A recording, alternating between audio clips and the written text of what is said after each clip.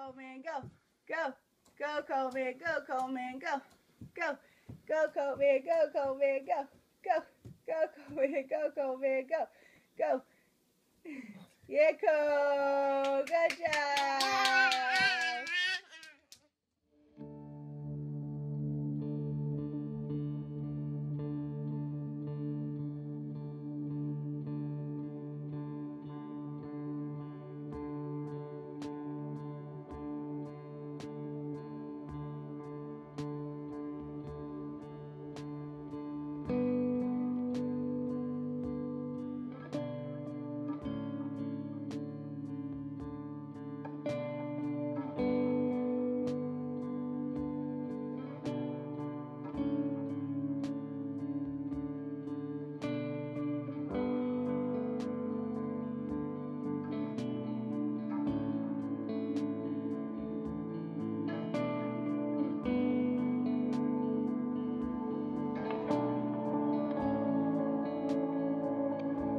It was June 17th, and we were actually supposed to close on our house that we're living in now, and that didn't end up happening. But the day before, Colt had been very, very lethargic, and we noticed his legs were kind of like puffy and red.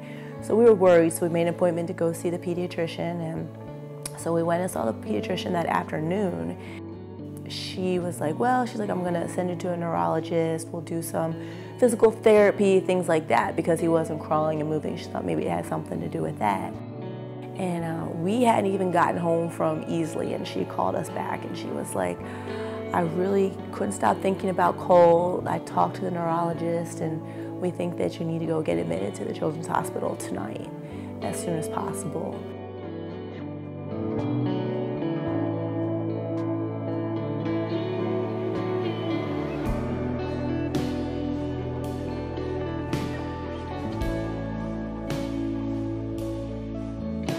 I remember being in the ultrasound room, and then Kathy went to go do something else, and she came back with the doctors where it was Colt and I were just still laying in the room waiting for them to move us.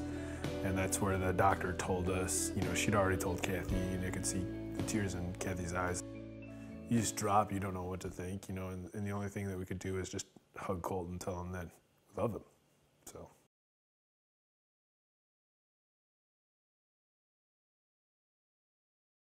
I was absolutely devastated because when we first found out and, you know, they were going through the tests and everything, it was very, very grim.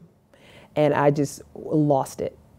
And Kathy and Pete are just starting their lives as young parents. I don't know if I would have been able to be as strong as they've been. I mean, they've been unbelievable. And I'm sure there were times when they broke down. There were times that Pete broke down. There were times that Kathy broke down.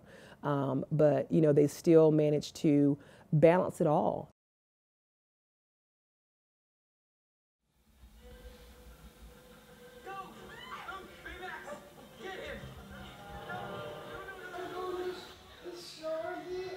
Colt's cancer comes from the nervous system. So a part of the nervous system that runs all the way from the top of the kidney up to the base of the chest, right up here. And his started right above his kidney and grew big enough that it wrapped itself around a lot of the blood vessels that supply blood to the organs in our abdomen and that are, you know, part of the normal process of life. And so the way this tumor grows, it takes over a lot of normal structures that are very important.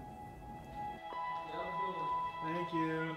Cancers in general, they're all very rare, but neuroblastoma is one of those that we see in the upstate of South Carolina, 3 or 4 cases a year. But across the country, there are, you know, fewer than several hundred patients diagnosed with neuroblastoma each year. Yeah. Okay. Ready?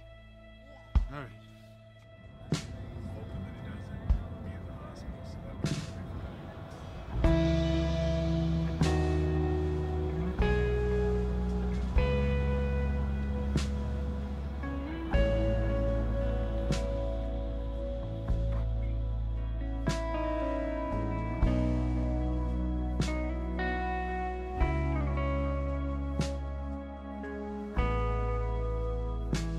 Never in a million years that I would even think that it would affect, you know, Colt. I mean, when he was diagnosed, he was just, you know, had just turned 13 months old, and that's just like amazing. And you never think that's going to happen to you. You hear about other people. You never think it's going to affect a family member. It's affected my sister. My sister has breast cancer.